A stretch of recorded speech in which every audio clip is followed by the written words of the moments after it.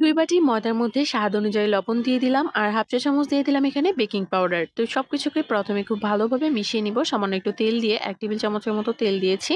তো তারপর এখানে নরমাল জল দিয়ে একটা ডো তৈরি করে এটাকে রেস্টে রেখেছিলাম 10 মিনিটের জন্য। তারপর এইখান থেকে প্রথমেই বড় সাইজের একটা রুটি বেলে নিয়েছি আর তারপর রুটিটাকে 4 ভাগ করে এভাবে ভিডিওতে দেখানো প্রসেস অনুযায়ী বড় সাইজের একটা রোল করে নিতে হবে। তারপর এই রোলটাকে একদম ছোট ছোট করে কেটে ফেলতে হবে আর তারপর হাত দিয়ে একটু বড় করে নিতে হবে রোলগুলোকে। ঠিক ভিডিওতে দেখানো প্রসেস অনুযায়ী তোমরা তোমাদের পছন্দ মতো শেপ দিয়ে এটা বানিয়ে নিতে পারবে। তারপর ডুবো তেলে এগুলোকে একদম লো আঁচে ফ্রাই করে নিতে হবে। খুব সুন্দর একটা কালার আসলে তুলে ফেলবে। তো এখানে একটু শিরাও তৈরি করে নিচ্ছি। হাফ কাপ চিনি, হাফ কাপ জল দিয়ে একটু ঘন করে জাল করে নিয়েছি। তারপর এই ভেজে রাখা নাস্তাগুলো এর মধ্যে দিয়ে দিতে হবে আর খুব ভালোভাবে নেড়ে চেড়ে চিনি শিরায় কোট করে কিন্তু নামিয়ে নিয়েছি। খেতে দুর্দান্ত স্বাদের হয়, বিশ্বাস না হলে ট্রাই করে দেখো।